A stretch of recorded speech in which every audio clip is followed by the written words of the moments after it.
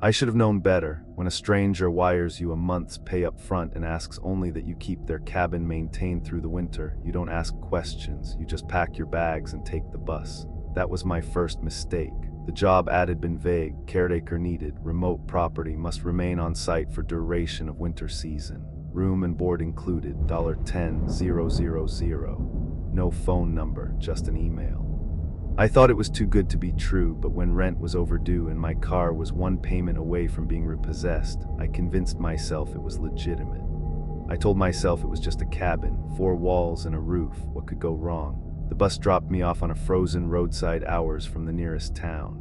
From there I hiked with a heavy pack, snow crunching beneath my boots. The forest swallowed me, pine trees leaning heavy with ice. The air so cold it burned my lungs. By the time I reached the clearing, the sun had begun to set, casting the cabin in blood orange light. It was larger than I expected. 2 stories, log walls blackened with age, shutters nailed closed on most of the windows. Smoke curled from the chimney, though no one had lit a fire yet. The front porch sagged under the weight of snow. A heavy padlock hung from the door, but the key waited in an envelope taped to the wood. The envelope read only for the caretaker. Inside was a brass key, an old skeleton design that belonged more in a museum than on a modern lock. There was also a folded piece of paper. I opened it with numb fingers. The handwriting was sharp and hurried. Rules of the cabin: do not open the door after sundown. Do not look into the bedroom mirror after midnight. Do not let the fireplace burn out. At first I laughed. Rules for a cabin, but the more I read the words, the less funny they became. There was no explanation, no signature. Just those 3 sentences written in thick ink, underlined as though they were not suggestions but commands. The key slid into the padlock easily. The door groaned open and the smell of pine smoke and dust greeted me. Inside, the cabin was cozy at first glance. A stone fireplace at the center, a wooden table with mismatched chairs, shelves lined with books and trinkets, but the air felt heavy. Like stepping into a room where someone had just been arguing and left, the tension still clinging to the walls. I unpacked slowly, trying to ignore the chill crawling up my spine. The upstairs bedroom was small, with a single bed and a dresser. On the wall hung an old mirror in a carved oak frame. Its glass was tarnished, cloudy around the edges. I remembered the second rule: do not look into the bedroom mirror after midnight. I told myself it was silly superstition, but even then I draped a sheet over the frame before lying down. That first night, the silence pressed in from all sides. No cars, no planes, not even the sound of animals. Just the occasional creak of the cabin settling, wood groaning in the cold. I lay awake long past midnight, listening to the fire crackle. At some point, I must have drifted off. When I woke, the fire had dimmed to embers and the room was colder than death. My breath fogged in the air. I scrambled to throw on more wood, sparks leaping, flames catching. The third rule throbbed in my mind: do not let the fireplace burn out. As the fire roared back to life, I heard it. A sound from upstairs, a faint tapping. I froze, every hair on my arms rising. Tap, tap, tap, slow, deliberate from the bedroom above. I told myself it was the house settling, just the cold, but the sound repeated, 3 knocks, steady as a heartbeat. I crept upstairs, heart hammering. The bedroom door stood half open. Inside, the mirror loomed against the far wall, the sheet I had draped over it now lying crumpled on the floor. I didn't want to look. God. I didn't, but my eyes dragged toward it anyway. My reflection stared back, except it wasn't quite me. The face in the glass moved a heartbeat slower, eyes blinking a fraction behind mine, mouth twitching into a smile I didn't make. The tapping grew louder, not from the walls this time, from the mirror. I stumbled back, slamming the door shut. My breath came ragged, my pulse roaring in my ears. I ran downstairs, nearly tripping over the steps, and collapsed by the fire, staring at the flames until dawn's light crept through the shutters. When I finally dared to climb back upstairs, the mirror was covered again. The sheet tucked neatly over it as though someone or something had restored it during the night. On the dresser beneath it lay another folded piece of paper. The handwriting was the same. Rule #4, if you hear knocking at the door after dark, do not answer, no matter what they say. I didn't laugh this time. Morning light did little to calm me. The forest outside glittered under a fresh layer of snow, and the sky was a pale, washed-out blue, but the cabin itself still felt wrong. Every board, every nail seemed to hum with some hidden presence. I told myself I was imagining things, that the exhaustion of travel and a restless first night had tricked me into paranoia. But the note on the dresser was real. Rule #4 was written in the same sharp, hurried hand as the first three. I folded it carefully and tucked it into my jacket pocket. I decided then that I would collect these notes, keep them all together. Maybe if I had the full list, the pattern would make sense. Maybe I'd be able to understand why a job as simple as keep the cabin maintained came with warnings that sounded more like commandments. After breakfast, dry oats and stale coffee left in the pantry, I set about cleaning. Dust clung to every surface, cobwebs filled the corners, and a thin layer of frost had formed on the inside of the windows. The fireplace was my first priority. I chopped wood from the stack out back, the axe echoing too loudly in the silent forest. No birds sang, no tracks crossed the snow except my own. Inside, I swept, scrubbed, and tried to banish the heavy smell of mildew. The work should have felt normal, grounding, but every time I turned a corner, I expected to see that mirror uncovered again. My reflection grinning back at me. By midday, I dared to explore the rest of the cabin. Most of the rooms were simple: pantry, study, storage closet, but in the hallway I found a locked door. The handle was iron, cold as ice. When I rattled it, something rattled back from the other side. I froze, heart pounding, then silence. The hairs on my arms rose. I stepped away quickly, forcing myself not to look at the gap under the door, not to imagine what could be standing just beyond. By late afternoon, I decided to walk the perimeter. The cabin stood alone in a small clearing. Pine trees loomed like sentinels, their branches heavy with snow. The wind whistled through them, a low moan that seemed almost like words if I listened too long. I circled back to the porch, stamping snow from my boots. That's when I noticed the man. He stood at the edge of the clearing, half hidden among the trees, an old man, bundled in layers of wool and fur, a battered axe over one shoulder. His beard was white, his eyes lost in shadow. For a moment I thought he might be the owner, come to check on me. I raised a hand to wave. He didn't wave back. Instead, he called out, his voice rough as gravel. "Cabin's older than you think." I swallowed. "You live around here?" He nodded slowly, though I couldn't see a house anywhere near. "You'll learn quick. Cabin remembers, it keeps things." "What things?" I asked. But he just turned and walked into the trees, disappearing as if the forest swallowed him whole. I stood there shivering, though the cold wasn't to blame. That evening I found another note. This one wasn't on the dresser or under my pillow. It lay in the kitchen drawer beneath a stack of yellow dish towels. The same handwriting, the same hurried ink. Rule #5, do not read the journals in the cabin. Some pages are not meant for you. I stared at it, uneasy. Journals, I hadn't seen any, but sure enough, when I checked the study, the shelves were lined with old leather-bound books, their spines cracked, their pages yellow. They looked like diaries, dozens of them. Curiosity burned in me, but fear was stronger. I shut the door and locked it. That night I sat by the fire, watching the flames dance, listening to the wind outside. I thought of the old man's words. Cabin remembers. Remembered what? Who? At some point I drifted into a half-sleep. That's when I heard it. My name came from below, a faint whisper. Drifting up through the floorboards, I bolted upright, heart pounding. "Who's there?" Silence. I pressed my ear to the floor. The whisper came again, clearer this time. My name spoken in a voice that sounded like my mother's. I stumbled back, while rising in my throat. My mother was dead. I searched the cabin desperately, looking for some rational explanation. The basement door was hidden at the back of the pantry, a heavy trapdoor with rusted hinges. I pulled it open. The smell of damp earth rushing out. A wooden ladder led into darkness. Another note lay on the first rung, as though someone had left it for me. Rule #6, if you hear your name from the basement, do not answer. Do not go down. The trapdoor slammed shut on its own, nearly crushing my fingers. I stumbled back, gasping, clutching the note. For hours after, I sat by the fire, too afraid to move, too afraid even to blink. My name whispered faintly from the floorboards. Again and again, until dawn finally silenced it. When the first gray light seeped through the shutters, I dared to breathe again. I looked at the folded note in my hand, my fingers trembling. The ink was still wet, and I knew then that whoever, or whatever, was writing these rules wasn't warning me from afar. They were here in the cabin, close enough to leave notes where I would find them. The question wasn't why I needed to follow the rules. It was who was making them. I didn't sleep the following night.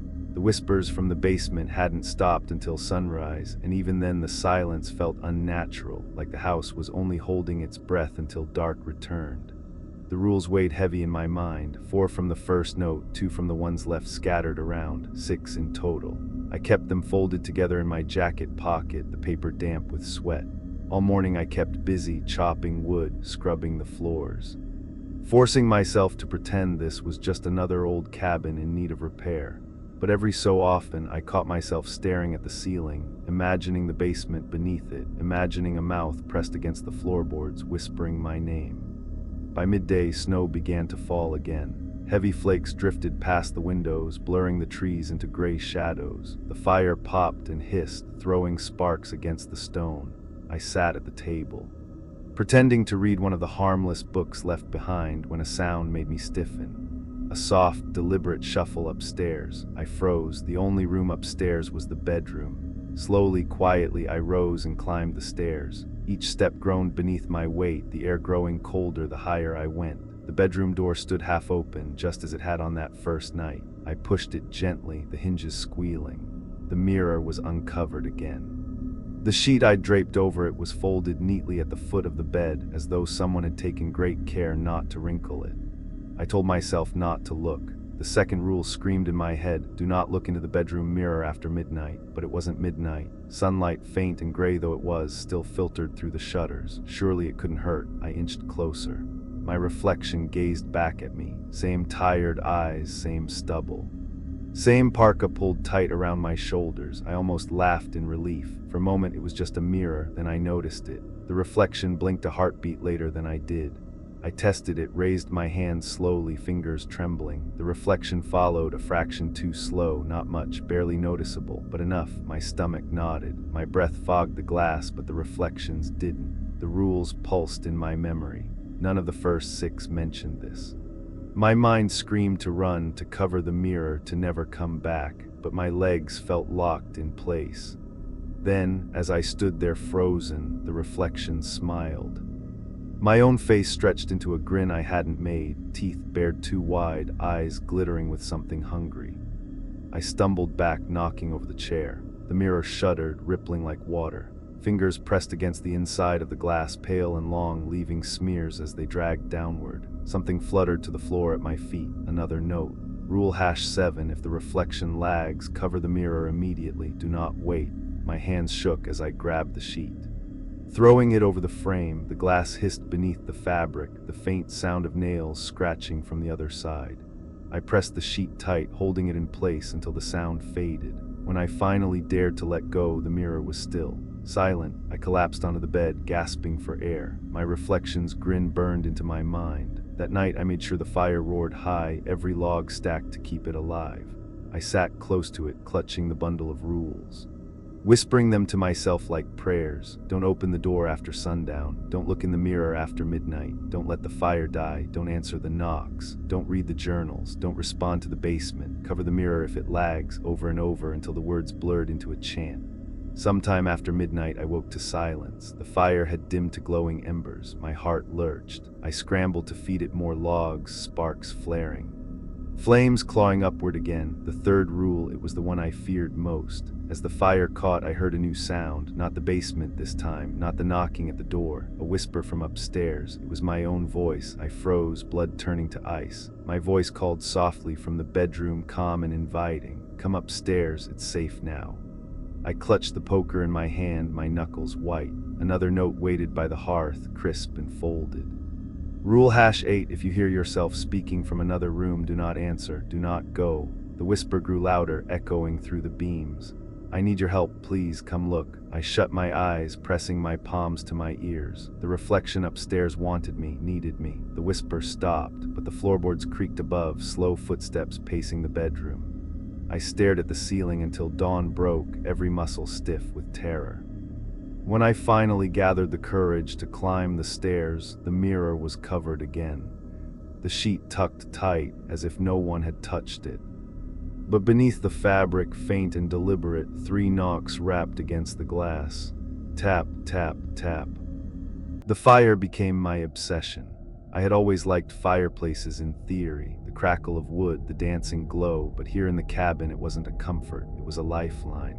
The third rule wasn't just a warning, it was a threat: do not let the fireplace burn out. After seeing what lingered in the mirror, after hearing my own voice call from upstairs, I knew the flames weren't just heat, they were a barrier, so I watched them constantly. All day I fed the fire with chopped logs, sweat stinging my eyes even in the frozen air. My palms blistered, my back ached, but I kept chopping, kept stacking. The cabin felt colder when the flames waned, as if the very walls leaned closer, waiting. By late afternoon, the wind outside picked up. Snow slammed against the shutters, the sound like 1,000 fingernails clawing to get in. I bolted the door and sat by the hearth, staring into the fire until my eyes burned. That's when I found another note. It wasn't tucked under my pillow this time, or left neatly folded on a drawer. It was pinned to the inside of the woodpile, a thin scrap of paper nailed there as if someone or something wanted me to see it only when I was already low on fuel.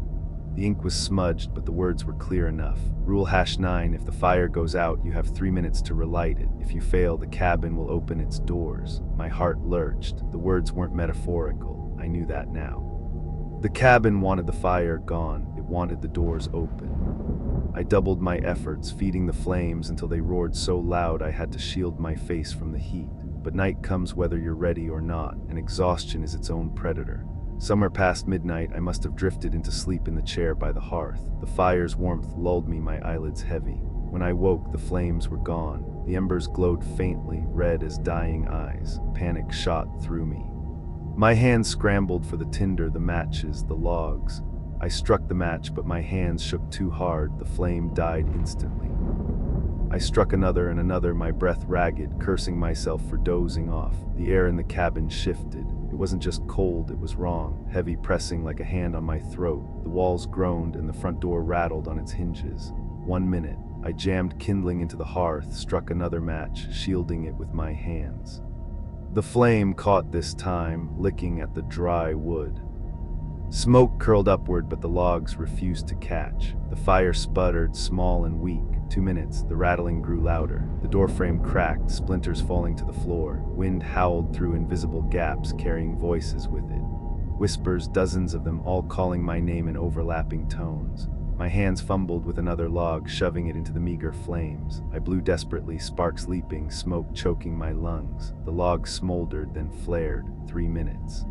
The door slammed, the shutters banged open upstairs. The cabin groaned as if every nail was being pried loose at once. I screamed and shoved another log into the hearth, the flames finally catching, rising higher, clawing upward until the room glowed with orange light. The pressure lifted. The whispers cut off, the door stilled. For a long time I just sat there, gasping, sweat pouring down my face. The fire roared, but I felt no warmth, only relief, hollow and fragile. When my heartbeat finally slowed, I noticed something. A new note on the mantel, resting above the flames as if the fire itself had conjured it. You won this time. No rule number, no hurried handwriting, just those words printed neatly, mocking me. I tore it to shreds, but the damage was done. Someone or something inside the cabin was aware of me, aware of my failure, aware that I had come within seconds of breaking the third rule entirely. I forced myself awake the rest of the night, feeding the fire until the sun rose, until the forest outside turned pale again. But the next night the storm returned, stronger, louder, and with it came the sounds outside the cabin. At first it was the wind moaning low and hollow, then the crunch of footsteps in the snow, slow, steady, circling the cabin. I crept to the window, peering through the frosted glass. Shadows moved among the trees, too many to count, human shapes. Tall and thin, swaying as they walked. Their faces were blurred by the snow, but their heads turned in unison, all toward the cabin. A knock shook the door, 3 raps, deliberate. My heart stuttered. Rule #4, do not answer the door after dark. No matter what they say. The knock came again, louder than a voice, calm, familiar, my father's. It's me, open up, let me in. I stumbled back, my pulse hammering. My father had been dead for years. Another knock, harder. The wood splintered, the fire flickered low. I dropped to my knees, shoving logs into the hearth with frantic hands, sweat pouring despite the freezing air. Outside, the knocking grew furious, the voices overlapping, my father, my mother, friends, people I hadn't heard in years, all demanding I open the door. The flames roared back to life just as the door cracked down the center. The The voices stopped. Silence fell. On the floor by the door, pushed neatly through the widening crack, lay another folded paper. I crept forward. My stomach twisted and picked it up. Rule #10, do not trust the voices outside. They are learning yours. The paper was warm to the touch, as though it had just come from a human hand.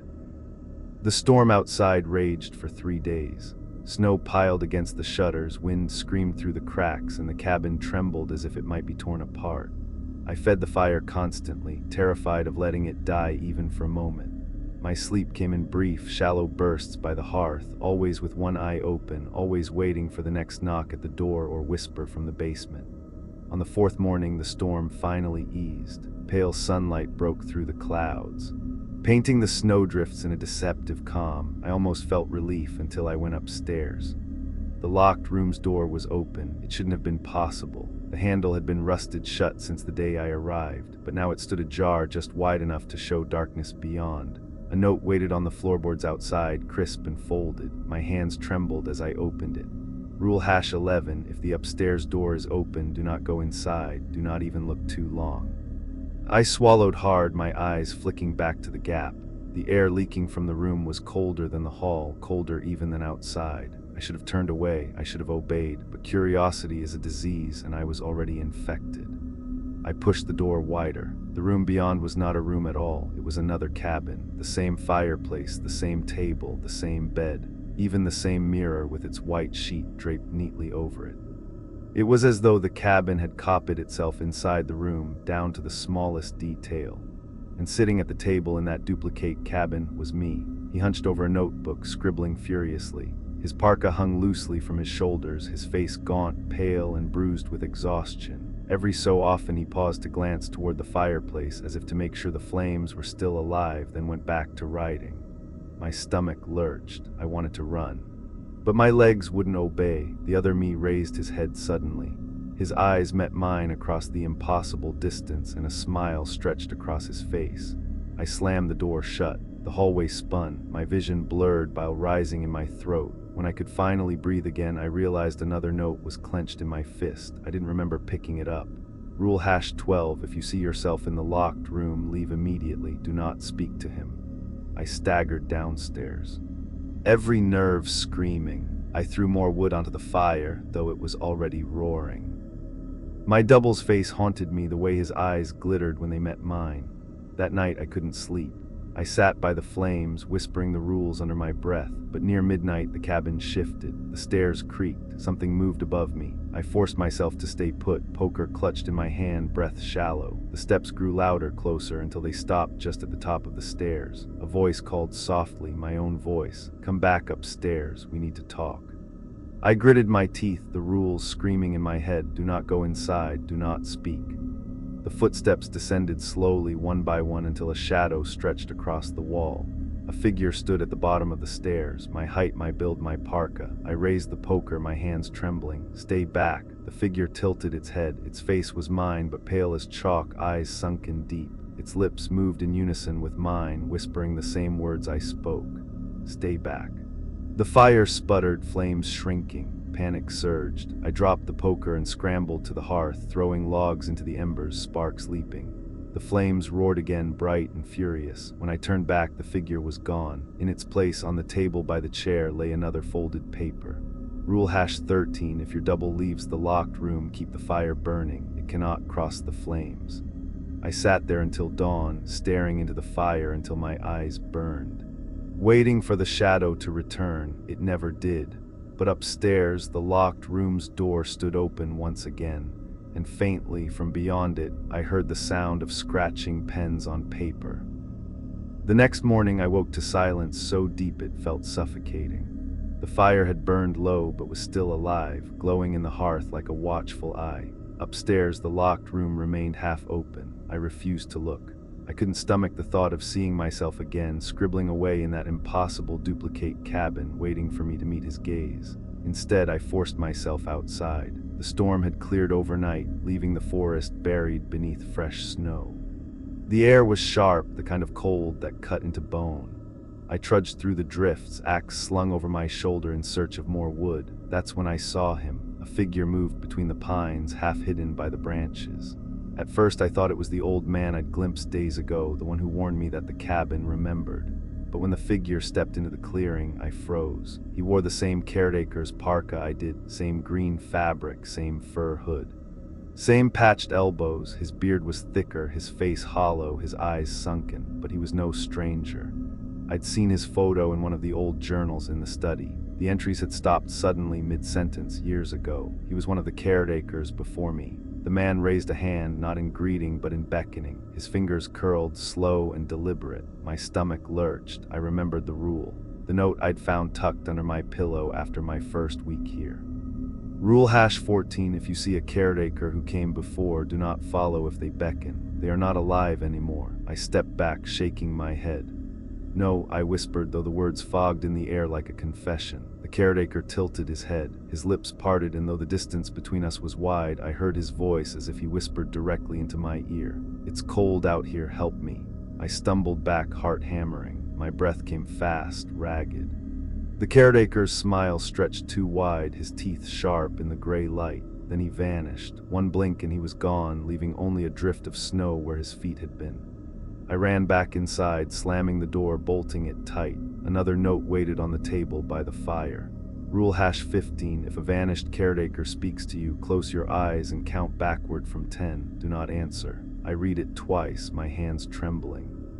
Whoever or whatever was leaving these rules knew exactly what I'd just seen. They weren't warnings written long ago. They were instructions written in real time, watching me, guiding me away from whatever trap the cabin set next. But that didn't mean they were trying to save me. That night I couldn't stop thinking about the vanished caretaker. His hollow eyes, his voice echoing in my head. When the wind moaned through the shutters, I swore I heard him again, whispering my name. I pressed my palms to my ears, whispering the rules like prayers. Sometime after midnight, the fire dimmed low. And the whispers grew louder, not just one voice. Dozens, men, women, some young, some old, all of them pleading, begging, crying out from just beyond the walls. The fire won't keep you safe forever. Open the door, come upstairs, we'll explain. I shoved more logs into the hearth, sparks leaping, flames clawing back to life. The voices hissed, retreating but not completely. And then footsteps on the porch, heavy, deliberate, snow falling from boots.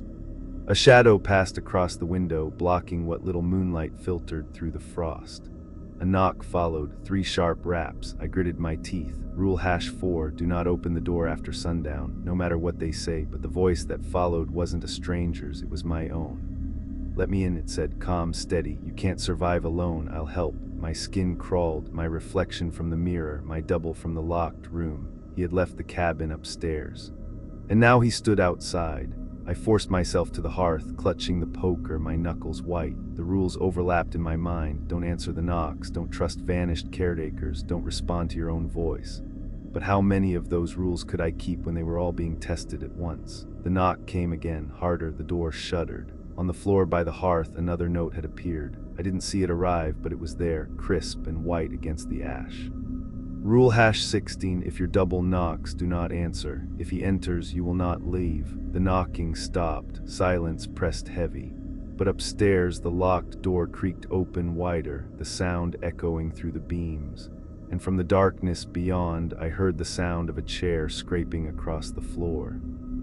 I stopped pretending the rules were just warnings. By now, I understood they were lifelines, thin threads keeping me from vanishing like the caretakers before me. But I also understood something else. The rules weren't fixed. They were written as I went, adapting to whatever trap the cabin or whatever lived inside it set next. That thought gnawed at me while I worked, while I fed the fire, while I forced myself to eat food that tasted of dust and age. Someone was watching me. Someone who knew what I was about to face before I did. By the second week, I started noticing changes in the study. The journals that lined the shelves seemed to multiply. The first time I counted them, there were maybe 20, their spines cracked with age. But the next morning there were 21, then 22. Each day a new one appeared. Curiosity finally overcame fear. I chose one from the middle of the shelf and opened it. The handwriting was hurried, sharp. Not unlike the rules, the entries began mundane enough, chopping wood, patching the roof, feeding the fire. The words could have been mine, then I noticed the dates. They weren't old, they weren't decades past, they were today. My blood ran cold. The journal recorded my every action in real time. What I ate, where I walked, what I said aloud when I cursed the creaking walls. I flipped the pages, frantic, until I reached the last entry. It read, "He is standing in the study now." He has opened the journal, he is still reading. My breath hitched, my hands shook. I dropped the book, backing away as though it might bite me, but the pages fluttered on their own, stopping at the very end. Ink bloomed across the paper, curling into new words as I watched. Tonight he will open the upstairs door. I slammed the journal shut, heart racing, and shoved it back onto the shelf. My head spun, bile rising in my throat. A folded note lay on the desk where none had been before. Rule #17, do not read too far ahead. The cabin lies about what comes next. I stuffed the note into my pocket with the others, my pulse pounding. The rules were alive now, multiplying as fast as the journals, and both seemed to be fighting for control over me. That night I sat by the fire, refusing to leave its glow. The storm outside returned, rattling the shutters, moaning through the chimney. Every so often I swore I heard the scrape of a chair upstairs, or the faint creak of the locked room's door. At midnight I found another journal waiting on the hearth. Not on the shelf this time, but placed deliberately in the fire's light, its cover unmarked, its pages blank. I should have burned it. God help me, I should have. Instead, I opened it. The first page was empty, the second too, but on the third, words appeared as I turned the sheet, ink spreading across the paper like veins. "You will stop writing soon." I snapped it shut, trembling. The fire cracked behind me, sparks leaping, making shadows dance across the walls. When I looked again, the journal had written a new line on the cover. It said, "Caretaker #17. I didn't want to know how many had come before me. I tried to stay awake until dawn, but exhaustion finally claimed me. When I woke, the journal was gone, vanished like it had never existed. Only a single note remained on the table. Rule #18, do not keep the journals once they write your number. Leave them where they lie." I shoved the note into my bundle with the others, hands trembling. I'd lost track of how many there were now. 10, 12 more. The paper stack grew thicker every night, like a Bible of commands written just for me. That evening, as the sun bled out over the snow and shadows thickened in the forest, I noticed something strange. The shelves were no longer lined with journals. They were lined with copies of my own handwriting, pages I'd written in childhood.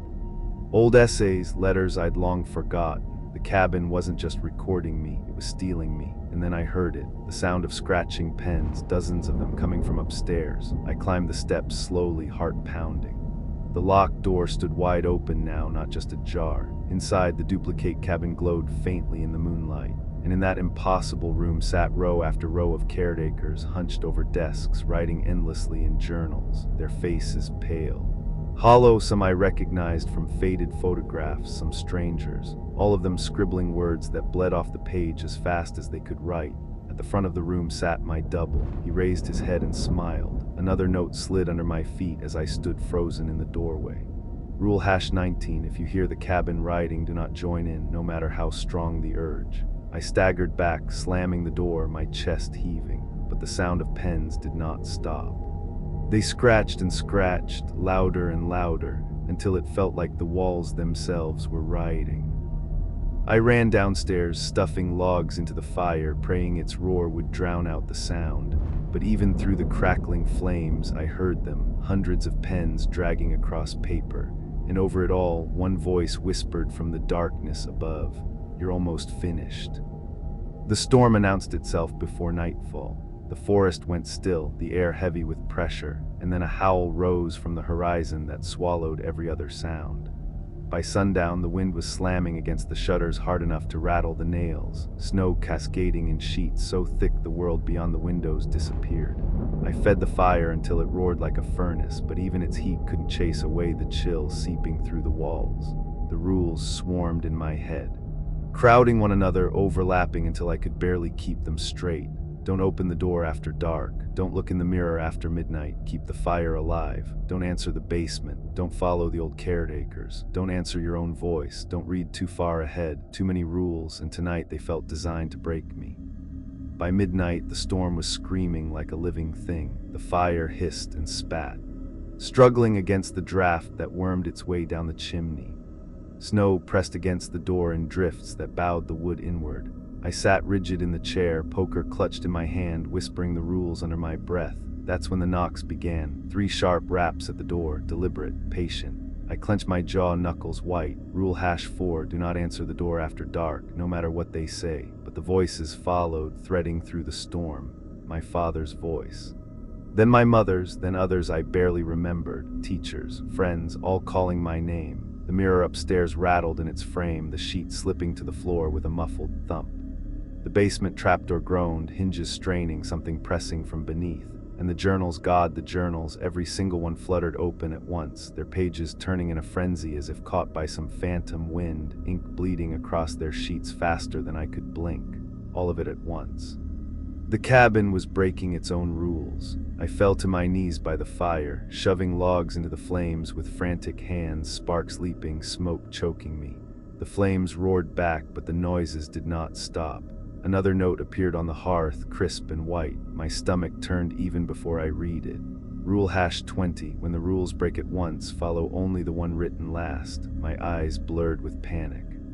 The last rule I'd been given was #19. If you hear the cabin writing, do not join in. But the cabin was writing. Pages flapped, pens scratched, words bled. Worse, my own hand twitched, my fingers itching to grab a pen to add my voice to the chorus upstairs. I pressed my hands to my thighs, nails digging through fabric. No, I whispered, not me. The mirror upstairs cracked, a sound like a gunshot. From the basement, a voice purred in my mother's tone. You can't keep us out forever. The door rattled, hinges screaming. And still, the journals wrote. I couldn't help it. My hand reached toward the desk where a pen lay waiting. Rolling toward me as if invited, my chest heaved. Every instinct screamed at me to write something, anything, to bleed the pressure out. Another note slid across the table on its own.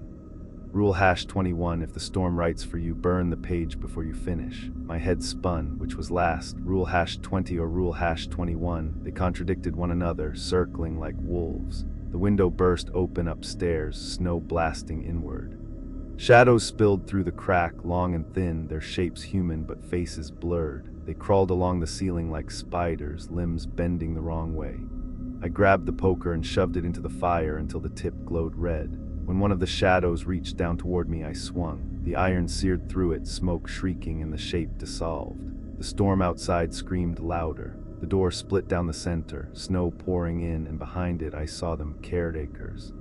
Dozens of them, pale and hollow, their lips moving in silent unison, their eyes all locked on me. The journals flipped to their final pages. Each one bore the same words in identical ink. He will open the door tonight. No, I hissed, shoving logs into the fire until flames licked the ceiling. The cabin groaned, its beams trembling, plaster cracking. Another note burned at the edge of the hearth, curling in the heat. Rule #22, do not let them finish the sentence. The journals kept writing, he will open the door tonight, he will open. I grabbed one, tore the page free, and threw it into the fire. The ink shrieked as it burned. Another page followed and another until smoke filled the cabin, choking me, stinging my eyes. I couldn't keep up. Too many journals, too many hands writing upstairs, too many doubles scratching endlessly. And then the fire sputtered. Panic surged. I clawed at the woodpile, shoving logs into the embers. Blowing desperately, sparks leapt but refused to catch. The flames dimmed, smaller, weaker. 3 minutes. The door was already open, a crack. Snow and shadows poured through. Voices bled into my ears. My own voice spoke among them, calm, steady, promising. It's okay, just let go. The fire caught again, weak, flickering, but alive. I pressed my face close, feeding it kindling, praying to keep it breathing. The shadows hissed, retreating slightly, but not far enough. The journal still wrote. The basement trapdoor still thudded. The mirror upstairs shattered with a final crack. And from the open door came the caretaker I'd seen in the forest. His hollow eyes locked on mine, his lips parting to speak, but no sound came. Instead, a folded paper drifted on the storm wind, landing in the firelight at my feet. Rule #23, if collapse begins, you cannot stop it. You can only choose how it ends. My blood froze. The rules weren't just warnings anymore. They were an ultimatum.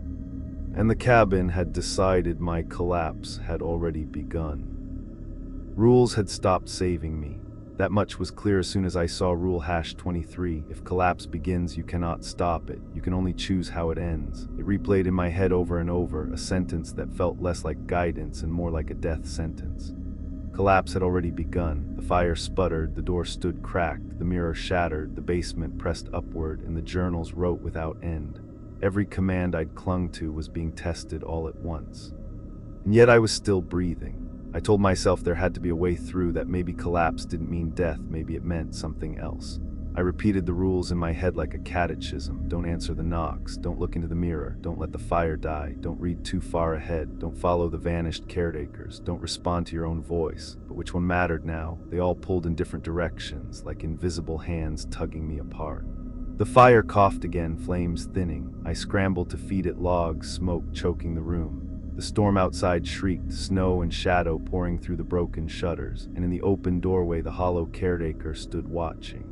His lips moved in silence, but his words pressed into my head like needles. Join us. The cabin remembers everyone. I stumbled back, poker clutched tight, my heart hammering. Upstairs, footsteps pounded, dozens of them circling, descending the stairs.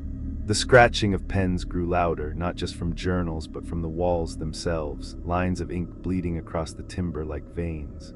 And then I heard it, my own voice echoing from everywhere at once, calm, certain. You've lasted long enough, let me take over now. A figure stepped from the stairwell, my double pale and smiling, eyes hollow, his parka torn and soaked. Behind him came more doubles and more, a dozen versions of me, each with different wounds. Different ages, all crowding the cabin. The fire roared high, but still they advanced, circling, their mouths moving in unison with mine. I screamed, shoving the poker into the flames until it glowed white-hot, swinging wildly. The doubles hissed, retreating at the iron's glow, but their voices filled the cabin. It's too late, you're already written. I dropped to my knees, choking on smoke. The journals flipped again. Every page bleeding the same sentence in endless loops. Caretaker #17 dies tonight. I clawed at the pages, tearing them, shoving them into the fire. They screamed as they burned, but more words replaced them instantly, ink dripping from the ceiling beams, riding across the floorboards. Caretaker #17 dies tonight. No, I roared, my voice broke, raw with smoke and fear. Not me, not yet. Another note appeared in the ash, crisp and new despite the flames. Rule #24, when your number is written, you may pass it to another. But only if they accept. My blood froze. Pass it to who? The doubles all turned their heads toward me, smiling wider. One stepped closer, his face identical to mine, but calmer, more resigned. He extended a hand. Give it to me, he said. I'll take it. I staggered back, but the rules twisted in my mind. Was this a trap or salvation? If collapse couldn't be stopped, maybe the only choice was who bore the end. The caretaker in the doorway, the one I'd seen in the forest, spoke at last. His voice was hollow, echoing. We all passed it once, that's how you're here. I shook my head violently. No, I won't. The doubles stepped closer. The fire dimmed, shrinking under the weight of their presence. The storm screamed louder, snow pouring through every crack, the cabin groaning like it was splitting in half. A final note slid across the floor, catching on my boot. I bent to read it. My stomach dropping as the ink spread across the paper in real time. Rule #25, if you refuse to pass your number, the cabin will choose for you. The doubles grinned, their teeth sharp and endless. Their hands reached out, grasping. I hurled the poker into the flames, sparks erupting, and screamed into the storm. Then let it choose. The fire roared high, consuming everything, journals, notes, even the edges of the floorboards. Smoke swallowed the cabin, blinding. The doubles shrieked, their voices breaking into static, their forms unraveling into ash. The caretaker at the door didn't move. He only whispered, "Final night," and then the roof split open. Snow poured in like a flood, shadows riding the storm. The fire screamed and died, and the last thing I saw before the darkness swallowed me was the mirror upstairs, shattered but glowing faintly, reflecting not one me but hundreds, all smiling. When the roof split open, I thought it was the end. Snow and shadow poured into the cabin in an avalanche, smothering the fire, swallowing the notes, drowning me in white noise and black shapes. The storm screamed as if the sky itself had torn in half. I couldn't breathe, I couldn't see. The rules spun in my head like broken glass. And then silence. I opened my eyes. I was standing outside, the cabin behind me half buried in snow, its roof caved in. Its windows glowing faintly as though fire still roared within. The storm surrounded everything, a wall of white, the wind howling so fiercely I couldn't tell up from down. My parka hood whipped against my face, my skin raw from frost. I stumbled forward, leaving the cabin behind, but it followed. Everywhere I turned, the cabin stood ahead of me, half buried, roof caved, windows glowing. I walked for what felt like hours, my legs numb, my lungs burning. And still it waited just beyond the next drift, its chimney bleeding black smoke into the blizzard. A note flapped against my chest, pinned to my jacket by a needle of ice. Rule #26, if you leave the cabin and still find it waiting, you never truly left. I tore it free, screaming into the storm, but the wind swallowed my voice. My breath came ragged, white plumes ripped away instantly. The snow swirled into shapes, faces, bodies, caretakers staring. Beckoning, you can't outrun it, they whispered. I fell to my knees, snow biting through my pants, and for the first time since I arrived, I felt something worse than fear. Resignation. Maybe the old caretaker had been right, maybe none of us ever left, maybe we only passed our number on, became part of the rules, became another face behind the glass. But then faintly through the storm I saw it, a light, not the cabin's glow, but something different, yellow, flickering. A lantern swinging in the darkness. I stumbled toward it, each step a battle, my body screaming to stop. The lantern bobbed ahead, carried by a figure I couldn't quite see, tall, bundled in furs, face hidden by snow. "Wait," I croaked, my throat raw. "Help me." The figure turned, raising the lantern high. For a moment I thought it was salvation, a rescuer, a way out, but the light illuminated his face. It was mine, my reflection smiled. Teeth bared against the storm and extended a hand. Another note whipped against my leg, caught in the snow. I snatched it up with trembling fingers. Rule #27, if you follow the lantern, you will never wake up. I dropped the paper, stumbling backward. The reflection tilted its head, still smiling, still beckoning. Behind me I heard the cabin groan, its roof splintering further, its windows spilling light across the snow. I was trapped between two choices: follow the lantern and vanish into a dream, or return to the cabin and let it claim me. The rules offered no third option. But another paper pressed against my palm, warm despite the cold. Rule #28, if the rules contradict, write your own, but know that it will bind you. My breath hitched. Write my own. I had no pen, no ink, only my blood freezing in my veins. I bit my tongue until it bled, pulled off a glove, and scrawled with shaking fingers across the page. Rule #29, the story ends when I say it does. The storm paused, the reflection froze. Even the cabin seemed to hold its breath. For a heartbeat, I thought it worked. I thought I'd broken free. But then the intercom crackled. I froze. There was no intercom here, not in the snow, not in the wilderness. And yet I heard it, the same static buzz that had haunted me from the first night. A voice followed, calm, patient, my name spoken twice. The rules screamed in my head, do not answer when the intercom calls your name twice. I clenched my teeth, shaking, refusing to respond. But then the voice spoke again, softer, closer.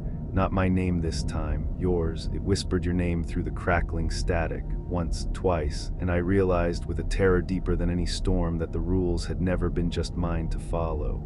They were waiting for you too. Tap, tap, tap, a knock at your door.